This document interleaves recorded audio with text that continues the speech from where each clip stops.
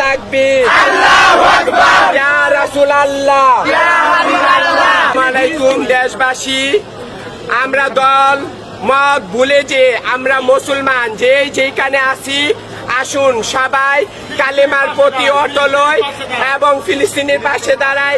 আমরা সবাই যুদ্ধ করব, আমরা যুদ্ধের জন্য প্রস্তুতি আছি। আর তোমরা কি ভুলে গেছো ইতিহাস? ফেরাউনের কি অবস্থা হয়েছিল, নমরুদের কি অবস্থা হয়েছিল, আবু জাহালের কি হয়েছিল? এখন আবু জাহালের উপরে গিয়ে সবাই আমরা হাগি, আর ফেরাউন নমরুদ কাঠ হয়ে রয়েছে। ইতিহাস গাটো, কারণ এখনো ডুবতাছে।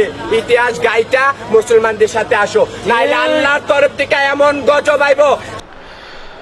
সত্যি বলতে কি, যখন এই ভিডিওটা আমার সামনে আসে তখন আমি কিন্তু এই ভিডিওটা দেখে অনেকটাই খুশি হয়েছি।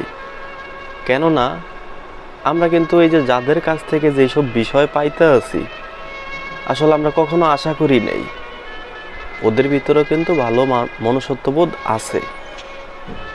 তারা ইসলামের দাওয়াত দিচ্ছে, কালেমার দাওয়াত দিচ্ছে।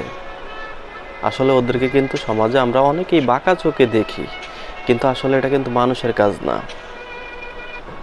আমরা আসেন সকলেই ওদেরকে মানুষের মতন ভালোবাসি।